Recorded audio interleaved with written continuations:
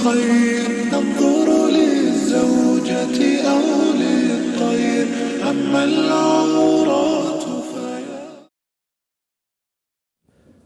Okay तो और एक क्वेश्चन जो है जो स्टूडेंट्स के दिमाग में बिल्कुल अराइज होता है कि suppose once you are done with your lectures, once you are done with your NCERT, तो मेनली क्या होता है कि आपके क्वेश्चन सॉल्व नहीं होते, स्पेशली द न्यूमेरिकल्स।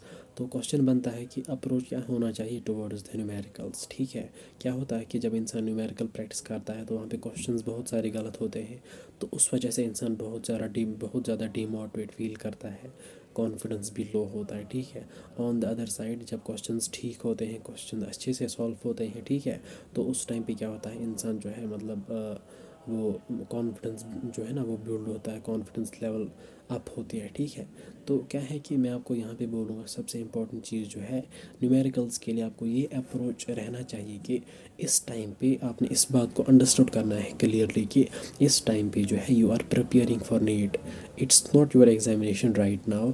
एग्जामिनेशन आपका बिल्कुल 7 मई को होने वाला है। ठीक है, वहाँ पे आपने देखना है कि क्वेश्चंस आएगा या नहीं आएगा, वहाँ पे आपने मतलब दैट्स योर एग्जामिनेशन। इस टाइम पे एग्जामिनेशन आपका नहीं है। आपका अप्रोच एटीट्यूड ये नहीं होना चाहिए कि ज़रा मैं देखूँ कि मुझे कितने क्वेश्चन सॉल्व हो रहे हैं। अभी तो आपने कॉन्सेप्ट से क्लियर ही किया, मतलब ताज़ा ही आपका कॉन्सेप्ट है, आपने तो अभी मतलब क्वेश्चन प्रैक्टिस बिल्कुल की ही नहीं। आप डायरेक्टली इस अप्रोच के साथ चल रहे हो कि ज़रा मैं देखूँ कि मुझसे कितने क्वेश्चंस बन रहे हैं। क्वेश्चंस कितने बन रहे हैं वो एग्जामिनेशन की बात है। ठीक है, तो एग्जामिनेशन में अपेयर होने से पहले जो है आपने हर एक चैप्टर में डिफरेंट पैटर्न्स के क्वेश्चन सॉल्व करना होगा। अब क्वेश्चन सॉल्व नहीं हो रहे होंगे तो आपने क्या तो आपने क्या करना है, क्वेश्चंस का सॉल्यूशन देखना है, उनको अंडरस्टूड करना है। ठीक है, तो यहाँ पे मेनली बोलूँगा कि आप सबसे पहले जो है जब भी आपने कोई टॉपिक पढ़ा होगा फिज़िक्स में, फिज़िकल केमिस्ट्री में कोई भी पोर्शन हो, तो क्या है कि आप पहले क्वेश्चंस का सॉल्यूशन देखा करो। सपोज़ आपने क्या किया, कोई टॉपिक आपने कवर किया, उस पर मान लीजिए 20 न्यूमेरिकल्स दी गई है, 30 न्यूमेरिकल्स, 15 न्यूमेरिकल्स। अब आपने कुछ न्यूमेरिकल्स को चूज़ किया, अब आप उनको सॉल्व करने की कोशिश कर रहे हो। ठीक है, कोई बात नहीं, सपोज़ आपने 10 न्यूमेरिकल्स उठाई, 20 न्यूमेरिकल्स, अब 20 में से एक भी न्यूमेरिकल सॉल्व नहीं हो गई, कोई बात नहीं, अभी प्रैक्टिस चल रही है, प्रिपरेशन चल रही है, हम सीखेंगे, हम मतलब चीज़ों को अच्छे से क्लियर करेंगे।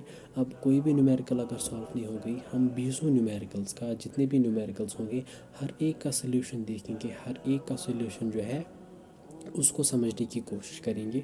और उसके बाद सपोज अगर आप हर एक टॉपिक को यही करोगे, आप न्यूमेरिकल्स का सॉल्यूशन देखोगे, उसके बाद उनको सॉल्व करोगे विदाउट लुकिंग एट सॉल्यूशंस। ठीक है, तो मान लीजिए एक चैप्टर में आपने सपोज 100 न्यूमेरिकल्स डिफरेंट पैटर्न्स की सॉल्व की, 100 न्यूमेरिकल्स, 120, 140, 80, 70, डिपेंड करता है कि चैप्टर कितना बड़ा होगा। ठीक है, तो क्या है कि आपने सॉल्यूशंस हर एक न्यूमेरिकल का देखा, हर एक फार्मूला को आपने वहाँ पे याद रखा। ठीक है, किस फार्मूला को किस क्वेश्चन में किस तरह से यूज़ करना है, किस क्वेश्चन को किससे कैसे अप्रोच करना है।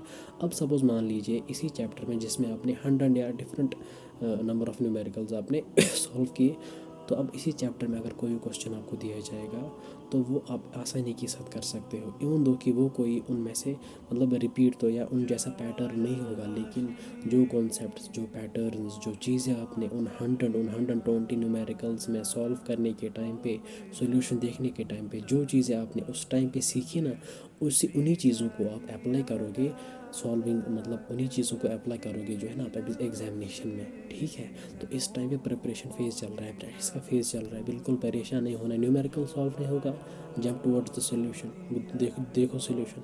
मेरा भी बिल्कुल ये अप्रोच रहता था। ठीक है, हाँ इनिशियली जब मुझे ये चीज़ नहीं पता था कि ये अप्रोच फॉलो करना है तो मैं भी बहुत ज़्यादा परेशान होता था। ठीक है, लेकिन जब मुझे फिर पता चला कि लाइक सोल्यूशन देखना होता है, सोल्यूशन को पहले अंडरस्टूड करना होता है, पहले सॉल्व न्यूमेरिकल सॉल्व करनी होती है, उसके बाद आपने दूसरे राउंड में उनको सॉल्व करना होता है विदाउट लुकिंग एट सोल्यूशन।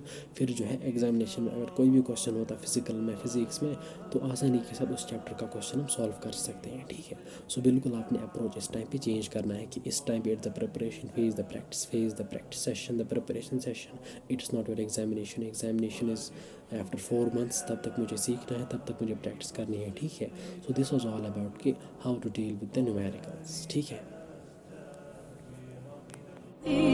وها قد حصل سهرت تعبت وقد طاب ذا اليوم حلو السمر عملت لحلمي عمل